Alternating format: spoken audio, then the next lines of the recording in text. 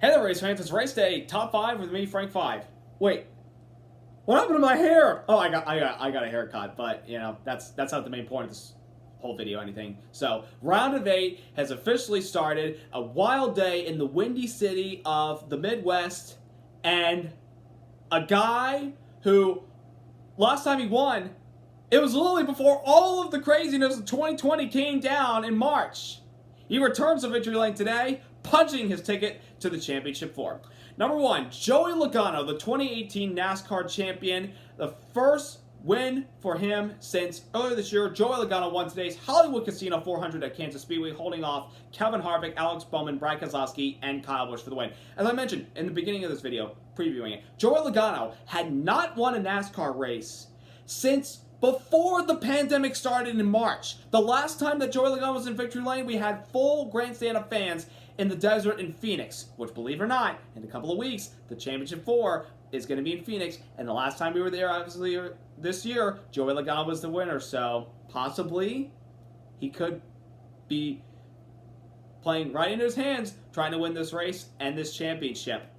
It's just, it was just a big day for Joey Logano because literally since we came back from the pandemic, he's had good race cars, but he really hasn't had winning race cars. He hasn't been as great as Brad Keselowski has been, or nothing compared to what Kevin Harvick and Denny Hamill have been. No way at all. I mean, Joey's had some good runs, but they've had a couple of inconsistencies as well. But luckily today they were able to put it together. At the beginning of this race, Joey really wasn't that good. I mean, stage 1 and stage 2, he was not a winning car whatsoever. He was a top 10, top 12 car. And then in the final stage, they got good track position with good tires and made a couple of adjustments to the car. And good track position helped him put himself in a position towards the end of the race and had a fierce battle at the very end, holding off Kevin Harvick. Literally, Harvick put up so many challenges on Logano, trying to run him down on the high line, move to the bottom line. But Joey Logano did a great job blocking, courtesy of his spotter TJ Majors, who probably worked the hardest, rather than Joey did towards the end of that race, trying to hold off one of the dominant drivers this year in Kevin Harvick. But Joey Logano did a great job. He won it fair and square, and I know a lot of people probably frustrated that Joey Logano makes the championship 4 because a lot of people don't like him, but he advanced and he did it fair and square, and he did a good job holding off one of the best drivers this year and Kevin Harvick to win it all. So credit to the 22 team. They're going to the championship 4. Now they can not worry about the next 2 weeks, and they can just put their sights and set their focus towards the championship 4, which is 3 weeks away. We're 3 weeks from the end of the season, people, and Joey Logano has a chance at his second championship. Number 2, Kevin Harwick was arguably one of the best cars today. He was running in the top 5 for the most part, stayed up there. He led a couple laps in stage 1, but as the long runs came, his car started to get loose and loose and loose, and he kept falling behind. But in the final stage, he got some clean air for a majority of the race, and it looked like Kevin Harwick was going to be in position to win this thing. But on the last pit stop of the race, Joey Logano's team benefited with the best pit stop, and Kevin Harvick's team sadly couldn't do it. Harvick's pit crew over the last couple of years has been so much better from when it was in 2014, 2015, and 2016 when they had so many issues and Harvick got in his pit crew. This year they've been really consistent. Today they made a little bit of a bummer at the end, not getting the lead off of pit road on the final pit stop. But Harvick gave it everything he had. He literally threw everything he could to try to get by Joey Logano. Unfortunately, it just wasn't meant to be. He'd hoped that lap traffic, which they caught a lot of it towards the end of the race. Harvick put up a challenge, but he just couldn't get any good drafts in the slow cars to try and get a little slipstream to the 22 and try to get by him. But Harvick put up a good effort. He's 40-plus points above the cut line going these next couple weeks. I mean, he probably is going to make it anyways. I mean, he probably may win one of these next few races, or he'll be good enough to point his way in. So Kevin Harvick should be totally fine to advance into the championship 4. Number 3, Alex Bowman. What a surprise performance by Bowman today. I mean, he literally ran in the top 5, top 10 a lot today, and we didn't really mention his name a lot. He was there, but we really didn't talk about him a lot, but he still was able to put up a solid performance. I mean, Alex Bowman, since the playoffs started, has run so much better than when he was doing during the summer. I mean, he literally was, in the summer, he was kind of top 15, top 20 finishes. But since the playoffs started, top 5s, top 10s, and up front contending for wins at times. Alex Bowman has definitely turned it up. And of course, with the news that he will be the new driver of the 48 car next year, replacing Jimmy Johnson, it motivates him to go forward and just push harder to win these races. I mean, Alex Bowman, it would be a shock if he somehow were to win one of these next 2 races and make the championship 4. But I've got a feeling Alex Bowman could shock a lot of people and make this championship 4. And if he does, he deserves it. He's got a shot. It's not, I mean, he's down by 27 points at the end of this race because of Joey's win and because he doesn't have a lot of playoff points like Joey and Denny and Kevin and Brad and Chase and those guys, but he's still been running really well, and he could still find a way to pull it off and be the Cinderella story and make it to the championship 4.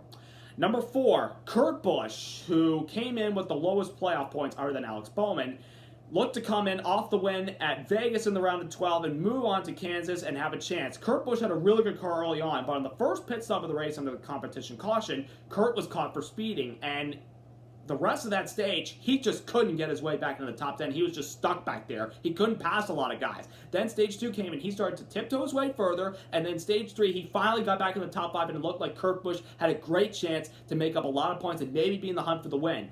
But with a couple, in the middle of that final stage, Kurt Busch started falling off the pace, and apparently, from what the radio transmission said at the beginning, it was electrical, like electrical wire was loose, something was wrong. And then a couple laps later, smoke came from the car, blew up out of the tailpipes, the engine let go. No warning at all. Very unfortunate because Kurt Busch fought back so hard from that speeding penalty on the competition caution in the first stage.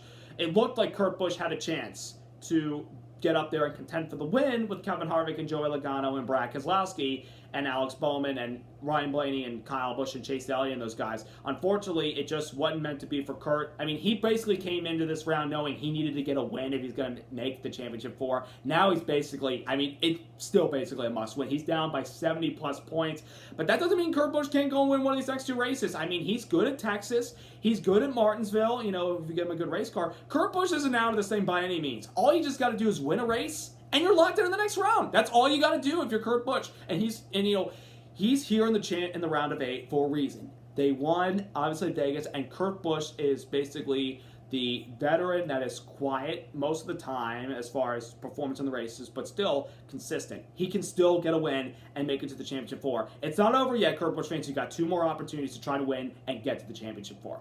And number 5, Denny Hamlin, the other big championship contender other than Kevin Harvick.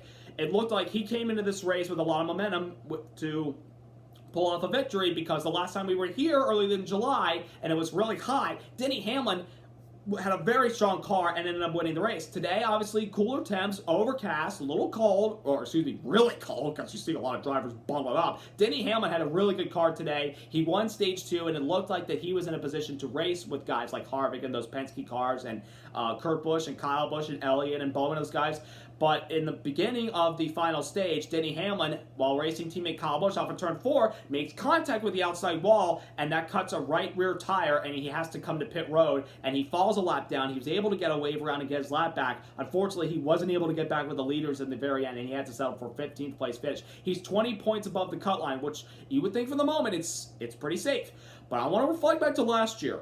Denny Hamlin, yes, he made the championship 4, but when we went to Texas, we all know how crazy Texas can be since the repave and the less amount of banking that we have in turns 1 and 2 compared to 3 and 4, and not a lot of grooves, even though we put the PJ1 down. Denny Hamlin did not have a good race. He got loose off of turn 4 and hit the grass, and that killed the aerodynamics. He still finished the race, but literally off the pace compared to everybody else, and he was out of the championship 4 at that time. Then he went to Phoenix, and he went on to win, and that propelled him to the championship 4. 20 points at the moment seems comfortable, but if you run into an issue next weekend in Texas, if you have a crash, if you have an engine failure like Kurt Busch did today, Denny Hamlin, you could find yourself in a must-win in these next few races. So, you know, a top 15 is a good comeback after what happened, but that doesn't cut it. You have to execute. You have to put together solid results. And if you don't do well these next 2 races, tracks where you've had success in the past, Denny Hamlin's remarkable season, another championship season, could come to a close after Martinsville if he doesn't advance. So he's not safe by any means, but 20 points at the moment, just, you know, take those points, just work ahead to the next race in Texas. So that's all Denny Hamlin has to do. Finally, driver recap, Chase Elliott, 6th place finish, a solid result for the most part. We won the first stage, we started on the pole, had a really good race car, running up there with guys like Hamlin and Harwick and Blaney and Brad Keselowski. It looked like the Chase Elliott was going to be able to do it, but in the final stage, he got a little bit behind on pit stops and restarts. He kept falling behind, but he kept picking his way back up. Unfortunately, it was a little too late. In the end, he finished 6th place. The one thing about Chase Elliott today, he ran this race pretty much without not a lot of communication. He was having radio issues with his team. Chase couldn't hear the team, but the team could hear Chase. I mean, usually sometimes the team can, Chase can hear the team, but they can't hear him. Well, there was a lot of issues with the radio, but luckily, NASCAR didn't black flag him for any radio issues, which, possibly was a almost violation of the NASCAR rulebook, which thankfully they didn't. Chase was able to go through all that radio communications issues, which maybe they got right towards the very end. I don't know if they did, because it didn't really talk a lot about him in the final stage because he was a little farther behind than what he was early on. Elliott was still able to pull off a 6th place finish. He's below the cut line by 8 points, but that can be made up if another guy in front of him in the points, like, as I mentioned, Denny Hamlin or Brad Keselowski runs into trouble next week and Elliott survives, he could find himself above the cutoff line in the championship 4 going into Martinsville, and he could win one of these next 2 races. I mean, I still think Chase Elliott, he's down by 8 points, but that could be made up, or better yet, he can win. And I know he can do well. He just has to have a good, consistent result at Texas, because lately, since the repave, it's not been his best track. Martinsville, he's gotten so much better the last couple of races that we've been there. He's run so much better. I believe he can win Martinsville and make the championship 4 finally. Chase fans, don't have any doubt he could still make this championship 4. Still early, still 2 races, we still got time. So anyways, that's all from the Kansas race this weekend. It was some pretty solid racing. I want to quickly mention one thing. This from the Truck Series, that race that we had on Saturday yesterday. Hailie Deegan, who has been a major star since the sport since last year, and literally since the end of 2018, she's made her name in the K&N Series, and then she ran the ARCA schedule this year. She made her truck debut yesterday, and had a solid 16th place finish, the best finish by a female in her NASCAR Series debut. And in the middle of the race, and if you saw the truck race on the back tailgate, on the back bumper, she says, ready to go trucking in 2021. Yes, Hailie Deegan is going to go full-time in the NASCAR Camping World Truck Series next year. They're changing it back to Camping World, from RV back to Camping World. She's going to be in the Camping World Truck Series full-time next year. I cannot express how excited I am for this. This is big for the sport. This is big for the Truck Series, because they're fun to watch, but the ratings really aren't that high. When you bring Hailie Deegan in, it makes it watchable. I just cannot wait to see what she does next year. She could win a race. I don't want to get overboard, but I think she could be in contention for top 5s, top 10s, and wins next year. I mean, no one probably saying going a little over the line, but Hailie Deegan, continuing to rise through the sport, she is going to be a superstar one of these days, and we could see her possibly driving in a Ford in the Cup Series pretty soon, maybe for Stewart-Haas Racing. I'm just really happy for her, and I'm glad she didn't run. She finished a lap down, but she completed the race with no damage whatsoever. 16th place finish. It's a good start to her debut. Hopefully, she can run the Martinsville truck race and the finale, the Championship 4 finale for the Truck Series in Phoenix. She can get some good experience before she gets ready to go to Daytona next year in February. So, anyways, that's all I have about the recap of the Kansas race, and of course the news about Hailie Deegan. So next weekend we'll be going down south, where everything is bigger in Texas. Texas Motor Speedway, that's gonna be a wild race. With the not a lot of banking in turns 1 and 2 compared to 3 and 4. It's going to be wild. The grip strip will be applied down. Limited fans will be in attendance. Some fans were in attendance today. How will next weekend play out? Will we have another championship contender below the cutoff line win today like Joey Logano did because he entered below the cutoff line? Or will Kevin Harvick or Denny Hamill or Brad Keselowski win? We shall see what happens. So it's going to be a wild race next weekend. So subscribe, like. Congrats to Joey Logano. First win literally since March. And he's on to the championship 4.